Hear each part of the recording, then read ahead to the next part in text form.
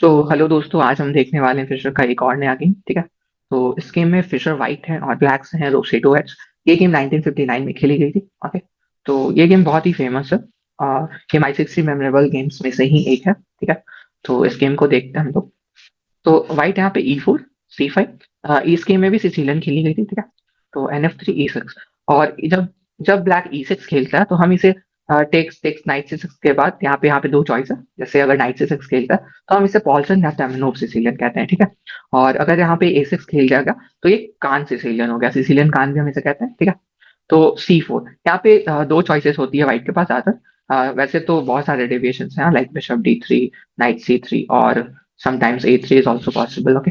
सो ये सब चॉइसेस होती है वाइट के पास। बट इस गेम में मारोक्सी वाइट खेला गया C4, क्योंकि वाइट सिंपल D5 पे कंट्रोल करके खेलना चाहता है, then night C3, bishop D3 और कैसल करके खेलना चाहता है। ओके। तो ये वाइट का प्लान है। तो यहाँ पे दो चॉइसेस होती है वाइट के ब्लैक के पास। एक नाइट F6 करके इमीडिएट स्पॉन पे अटैक करना है ना। तो व्हाइट सिंपली बिशप D3 भी खेल सकता है और नाइट C3 भी खेल सकता है। और बिशप B4 आने पे व्हाइट के पास दो ऑप्शन होती है यहाँ पे, क्वीन D3 और बिशप D3। ओके। तो हम सिर्फ गेम पे फोकस करते हैं। Okay. So queen C7, knight C3, knight F6 and then bishop D3। ठीक है। Just protect his point. Okay. क्योंकि knight take C4, knight take C4 और समटाइम्स क्वीन E5 वगैरह आ सकता है ना। तो इसलिए बिशप D3 यहाँ पे यूजफुल है। तो बिशप D3 के बाद नाइट C6। और यहाँ पे नाइट C2 हटने का कोई लॉजिक नहीं बनता है, तो ब्लैक सिंपल नाइट ट्रेड करना चाहता है इस नाइट से, क्योंकि ये नाइट यूजफुल है यहाँ पे।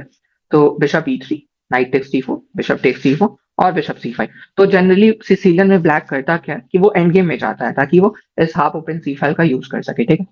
तो ब्लैक के लिए एंड गेम प्रेफरेबल रहता है सिसिलियन में। ठीक है। तो यहाँ पे व्हाइट ने बिशप C2 खेला और D6। तो D6 के बाद व्हाइट ने सिंपल डेवलपमेंट कंप्लीट किया कैसल करके, है ना। तो बिशप D7, नाइट A4। यहाँ पे आपको ये देखने को यहाँ पे आपको ये देखना बहुत इंपॉर्टेंट है, नाइट A4 क्यों खेला गया। तो वो क्या कर रहे हैं, फिशर प्रेशर क्रिएट कर रहे हैं इस C5 बिशप पे कि अगर वो टेक करे तो हम क्वीन से टेक कर लें। और अगर लाइक ब्लैक शॉर्ट कैसल या ऐसा कुछ करता है तो नाइट C5, D C5 और पेयर बिशप रख के खेल सकते हैं। इन फ्यूचर F4 E5 भी हमारा प्लान हो सकता है। ठीक है। तो नाइट A4 पे bishop into D4, queen into D4 और रुक D8। तो ब्लैक भी अपना डेवलपमेंट कंप्लीट कर लिया। अब ब्लैक में भी बिशप C6 और शॉर्ट कैसल करके कंटिन्यू कर सकता है। ठीक है। तो इस गेम में फिशर ने पहले अपने रुक को D1 पे पुट किया कि ये D6 वीकनेस पे अटैक किया जा सके। ओके।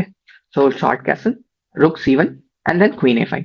अब क्वीन A5 का क्या आइडिया है कि वो बेसिक्स A4 नाइट पे अटैक कर रहे हैं, और समटाइम वो अगर चाहे तो अगर नाइट C3 करने पे क्वीन C5 ट्रेड के लिए भी वो जा सकते हैं। ठीक है। बट यहाँ पे क्या है, क्वीन A4 पे क्वीन B6 और क्वीन ट्रेड करना हो गया, क्योंकि अगर वो ट्रेड नहीं करेंगे तो उनका B7 पॉइंट चला जाएगा। ठीक है। तो जैसे क्वीन ट्रेड हुआ तो नाइट B6, बिशप C6। अब यहाँ पे फिशर ने क्या किया, सिंपल F3 करके E4 पॉइंट को प्रोटेक्ट कर लिया। ठीक है। तो नाइट D7, तो नाइट E5। यहाँ पे नाइट D5 बहुत ही अच्छा मूव है। क्यों अच्छा मूव है, क्योंकि अब हम क्या कर रहे हैं कि नाइट D7 चेक और ये C6 बिशप काट कर ये D6 काटने का थ्रेट दे रहे हैं। तो यहाँ पे बिशप इंटू D5 खिला रहा है, क्योंकि क्योंकि अगर पॉन से टेक होता तो पॉन से टेक बैक कर लेते, और बाद में जब बिशप हम टेक करते फ्री का तो ये D6 पॉन वीक रहता। ओके। और C6 पॉन भी वीक रहता, हम बाद में बिशप A4 करके इस पे और प्रेशर क्रिएट कर सकते थे। ठीक है। तो bishop takes D5, takes D5, E5। तो यहाँ पे व्हाइट ने B4 खेला, G6, जस्ट स्टॉपिंग सम बिशप F5। और ब्लैक चाहता है कि F5 करके और इधर प्ले भी करा जाए, है ना। तो बिशप A4, B6 और यहाँ पे रुक D3। वो क्या कर रहे हैं, जैसे ही B6 हुआ तो उसका ड्रॉबैक क्या है कि A6 एक वीकनेस क्रिएट हो गया, है ना। अब व्हाइट का सिंपल प्लान है रुक A3 जाकर इस साइड अटैक करना। ठीक है। तो F5, रुक A3 और नाइट B8। अब व्हाइट यहाँ पे क्या कर सकता है, आप लोग टाइम भी ले सकते हैं यहाँ पे। तो व्हाइट का सिंपल प्लान है C5, टेक्स टेक्स टेक्स। और ये D5 पॉन ब्लैक टच नहीं कर सकता है, क्योंकि देयर इज बिशप B3। तो यहाँ पे रुक C5 आ गया, है ना।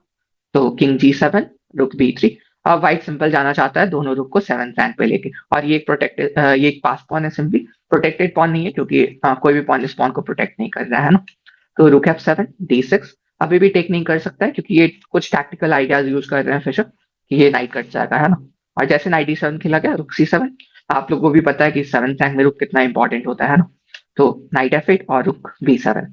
तो टेक्स टेक्स। और आफ्टर रुक C8 यहाँ पे व्हाइट ने सिंपल बिशप B3 खेल गया, सिंपल स्टॉप कर दिया कि नाइट E6 और ये सब कुछ ना आ पाए। ठीक है। तो A5, A4, H6 then H3।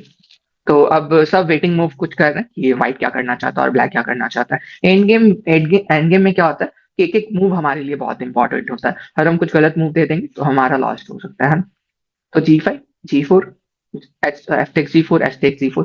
और अगर आप इस पोजीशन को ध्यान से देखें तो ये पोजीशन एक तरह से जुगजॉन्ग हो गया है। क्योंकि अगर आप इमेजिन कीजिए यहाँ पे नाइट डी7 खेलता है तो बिशप ई6 आ जाएगा।